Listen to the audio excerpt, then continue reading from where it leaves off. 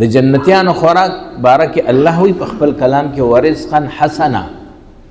جلال الدین سیوطی رحمت الله علیه وی رزق حسن څه ته وی؟ بلا کلفت و مشقت، بے تکلیف.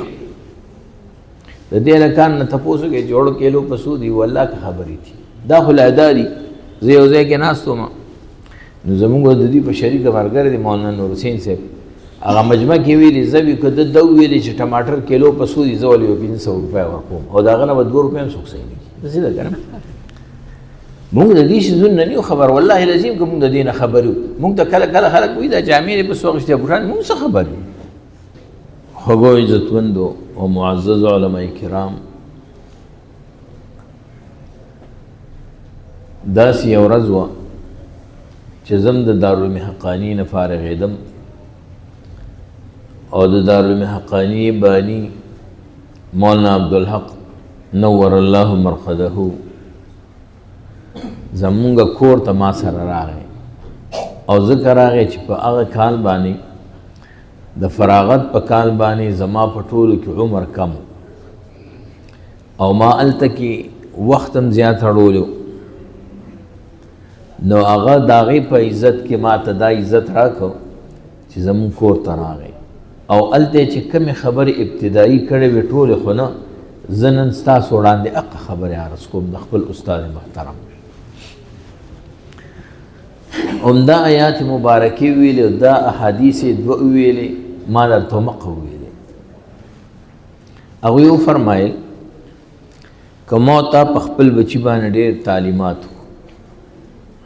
او دومره لوی تعلیم په حاصل کو چې هغه د ملک سربراه جوړ شي د خپل تعلیم په وجه باندې نو یې مونږ به دا ویو چې دا د فرعون او دارنګې د نمرود وارث وګرځېده ځکه چې هغه هم د ملکونو بادشاهانو او که د خپل تعلیم په وجه باندې د وزارت منصب ته ورسېږي نو یې مونږ به دومره ویو چې دا د حامان وارث وګرځېده ځکه حامان هم یو وزیر او دیم وزیر شو او که د خپل تعلیم په وجه باندې د یو علاقې مشري ورته میلو شي نو یې مونږ وویو چې دا د ابوجهل وارث وګرځېده ځکه ابوجهل هم د مکې امیر او دیم د یو علاقې امیر شو. خو کوم ماشوم بچی چې قرآن یاد کړي د قرآن کریم تعلیمات حاصل کړي نو مونږ یقینا دا ویلی شو چې دا د جناب رسول الله صلی الله علیه وسلم وارث وګرځېده. او بیا وفرمایل چې تاسو د دې نه دا مطلب وانخلئ چې مونږ ملایان د دنیوي تعلیماتو مخالف یو. نه، مونږ ویو بچی ته د دنیا تعلیم ورکا خو ښه مسلمان هم ته جوړ کا او ښه مسلمانی د دوه خبرو د زده کړو نه بغیر نشي راتلی چې یو مونږ ورته قرآن ویو بل ورته حدیث ویو. د قرآن او حدیث چې زده کړي نی هغه نه صحیح مسلمان جوړېدی نشي. صحیح مسلمان جوړیږي په دې سره. دویم نمبر هغوی وفرمایل چې بچی ته قرآن مونږ ته زده کړو د الله پیغمبر فرمایي چې دې بچی د قرآن په وجه باندې په خپل جیب کې 10 ویزې د جنت کې ښودلې. که ما تا بغیر د قرآن نه بچی ته بل هر څه وښیو هغه ما دا ذمهواري نشي اخیستی چې پلاره مورې تره ماما زه به تا جنت ته بوځم. لیکن کم بچی چې قرآن یاد کو په خپله ذمهواری د خپل کور 10 کسان دا به جنت ته بوځي او عام خلک هم نه هغه خلک چې د هغوی دپاره جهنم واجب شوي هغه خلک به چې کوم دی هغه ځان سره جنت ته بوځي. مونږ او تاسو دې وګورو که د امریکې ویزه زما بچي ته میلاو شوله او بیا ورته 10 ویزې میلاو شي چې دا چاله ورکړه شاید چې حیدرآباد کې خو څوک داسې پاتې نه شي چې د هغه وخت ته دا خبره ونه رسوم چې ما سره 10 ویزې دي د امریکې ځکه موږ ته د امریکې قدر او قیمت معلوم دی د هغې د ډالر قدر راته معلوم دی او دې بچو سره یو سره 10 ویزې د جنت خو چې چاته د جنت قدر معلومي نو هغه به ووایي چې دا هو ماشاء الله او چې چاته قدر نه معلوم. دریم هغوی وفرمایل چې جناب رسول الله سم یو دعا کړې ده، هغه دعا په دې کسانو باندې بالکل فټ لګېدلې ده. جناب رسول الله سم فرمایي الله دې تر او تازه ولري هغه کس چې زما یو خبره واورېدله، یاد یې کړله، عمل یې پې وکړو، بل ته یې ورسوله. زه هسې ناستو، ما دې ماشومانو ته هسې نظر واچو، بیا مې په دې مجمع هم نظر واچو، په خپل ځان مې هم نظر واچو. ما یې د پیغمبر دعا والیدي څومره تر او تازه ښکاري ده. په دې مجمع کې نمایان دی ښکاري که نه ښکاري؟ دا د دوی کمال نه دی، د هر چا په نظر کې چې ښه ښکاري دا د جناب رسول الله سم دعا ده چې هغه ورته دعا کړې چې الله دې دا خلک تر او تازه ولري. او اوس نه، دوی په هر مقام باندې تر او تازه دي، په هر مقام باندې تر او تازه، څنګه چې دنیا کې تر او تازه دي. بلکې که درته بل یو خبر وکړم، که څوک دنیا کې طالب العلم صحیح کړي که نه د دین او ما جنتي لیدلې دی، به الله حانس نه کړي. دی حانس نه دی. د هغې وجه څه ده؟ دوی ته د جنتیانو خوراک ملاویږي. د جنتیانو خوراک باره کې الله وایي په خپل کلام کې ورزقا حسنا. جلال الدین سیوطي رحمت الله علیه وایي رزق حسن څه ته وایي؟ بلا کلفت و مشقت، بې تکلیف. د دې هلکان نه تپوس وکړئ چې وړو کیلو په څو دي؟ والله که خبرې دي دا خو لا دا دي. زه یو ځای کې ناست وم، نو زمونږ د دوی په شریکه ملګری دی مولانا نور حسین صاحب، هغه مجمع کې ویلي زه به که ده وویلې چې ټماټر کیلو په څو دي، زه ولې یو 500 روپۍ ورکوم او د هغه نه به 2 روپۍ هم څوک صحیح نه کړي. داسې ده که نه؟ مونږ د دې شیزونو نه نه خبر، والله العظیم که مونږ د دې نه خبر یو. مونږ ته کله کله خلک وایي دا جامې دې بس واغېستې بوټان، مونږ څه خبر یو؟ مونږ د دې شیزونو نه بالکل بې پروې یو. خو دا برکت د څه دی؟ د دې قرآن دی. دا زموږ څه کمال نه دی، دا برکت د دې قرآن دی. مونږ او تاسې په سخته وګټو، حلال هم ګټلي که حرام هم ګټلي، خو چې سخته را باندې راشي مولا صاحب دا واله خو دوا راته وکړه دوا. مونږ له الله ډېره په اسانه راکوي، مونږ له هم په ژوندي کې راکوي، په مړي کې راکوي، په دواړو کې راکوي. نو خبره دا ده چې دا د پیغمبر دعاګانو والي. یو اخرنۍ خبره بل، ځکه مولانا صاحب ډېر د ټایم پابندي ساتي چې دا ولې څه چل دی. خیر د عربي او دغه دی، کما تعیشون تموتون کما تموتون تبعثون. څنګه چې زندګي تیری په کوم مجلس کې تیری، په کوم محفل کې تیری، او مخکې کې به د مرګ هم راځي، او څنګه چې د مرګ راشي په ورځ د قیامت به دې هغه رنګ پاسوي.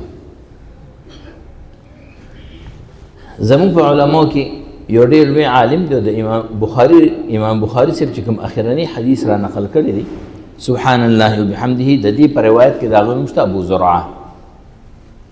چونکې عمر یې ټول په حدیث کې و. مرګ چې وله راغی شاګردان ورته راجمع شو، نو مسلمان له چې مرګ راځي نو موږ ورته څه ویو؟ کلمې شهادت تلقین ورته کوو. نو شاګردان یې شروع کړل لا اله الا الله اشهد ان لا اله الا الله.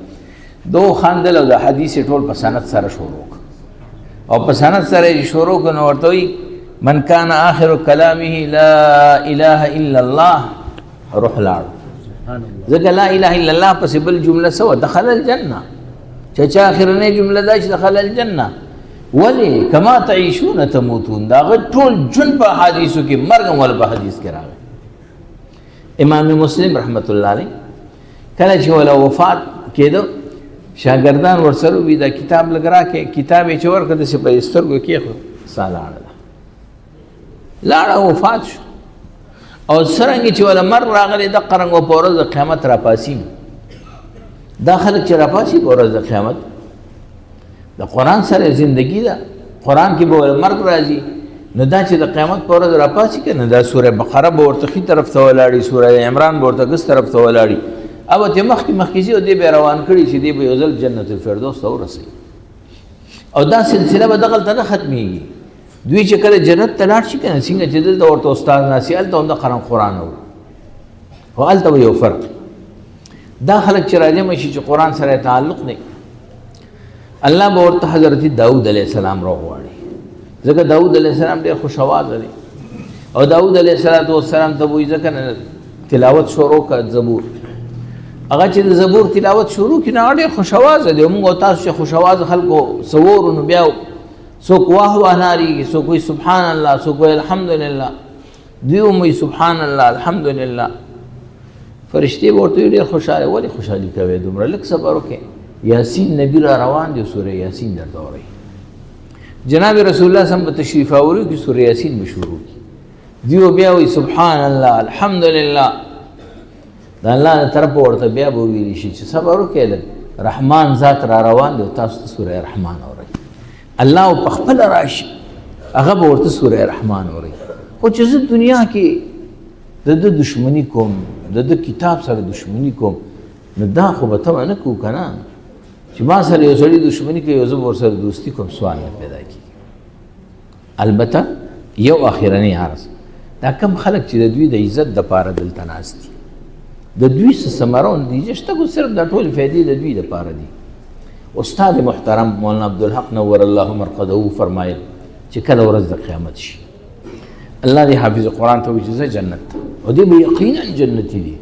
ځکه د الله پیغمبر ویلي چې دې به جنت ته ځي او ورته وویلی شي چې شروع وکړه الحمدو والناس ته رسېږه ځه دې به جنت ته روان شي الله به ورته لږ واپس شه واپس راشه واپس چې ځي نو ورته وایي ته د قرآن د عزت د وجې نه زما د کتاب د عزت د وجې نه جنت ته ځي ستا چې ختم قرآن او دا دومره خلک ناست نو ولې دوی ستا وریجو ته ناست اوس وریجې دې په خوړې خو د دې کتاب عزت ته ناست و که نه نو یوازې مزه هغه جومات کې چې کوم خلک را جمع شوي که نه مولانا ناصر صاحب ټول ځان سره بوځه دا حافظان به وخت کې موږ تاسو به ورپسې وو موږ تاسو دې خفه کېږو نو چا چې په دې مجلس کې شرکت کړی دی الله به خامخا بوځي حدیث د انشاءالله حدیث د مسلم کې راځي که نه دا مجلس چې برخاست شي الله به یو فیصله کوي چې ما د دې خلکو د مغفرت فیصله وکړه یو فرشته وپاسېږي دی کې خو یو خپل مطلب یو د مانځه راغلی مونځ یې مطلب و دې له نور راغلی الله به وایي چې دا داسې ټولګي او داسې ټولګي چې زه د خپل مطلب مې مې پکې وبخم د هغه مغفرت مې نصیب کړه نو دا خلکو سره هسې کښېنئ که د خپل مطلب دپاره هم ناست یې الله به د مغفرت فیصله کوي